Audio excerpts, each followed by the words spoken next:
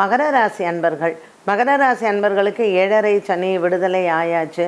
மற்றபடி இந்த ராகு கேது, 2இல் ராகு 8இல் கேது மற்றும் 3ஆம் இடத்தில் இருக்கக்கூடிய சனி பகவான், அலுவலக ரீதியாக இருக்கக்கூடிய குழப்பங்கள் மாறும்.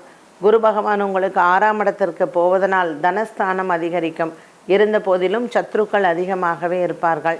வரக்கூடிய பணத்தை நன்றாக கவனமாக நீங்கள் முதலீடுகளில் செய்வது மிகவும் நல்லது. அலுவலக ரீதியாக இடமாற்றங்களோ அல்லது பணிபுரியும் இடத்தில் உங்களுக்கு பதவி உயர்வுகளோ வரக்கூடும். வெளிநாடு பிரயாணங்கள் அதிகமாக இருக்கும்.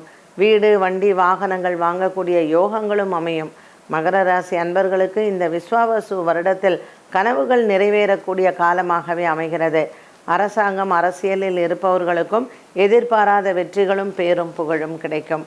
ஆகவே மகர ராசி அன்பர்கள் இந்த விஸ்வாவசு வருடத்தில் அன்னதானங்கள் பௌர்ணமி தினங்களில் செய்து சனிக்கிழமை தோறும் ஆஞ்சநேயரை வழிபாடு செய்யலாம்.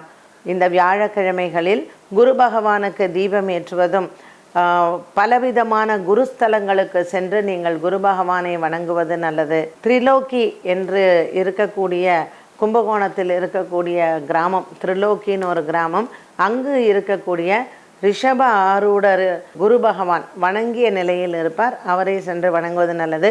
அங்கு ரதி மன்மதனையும் வணங்குவது மிகவும் சிறப்பு.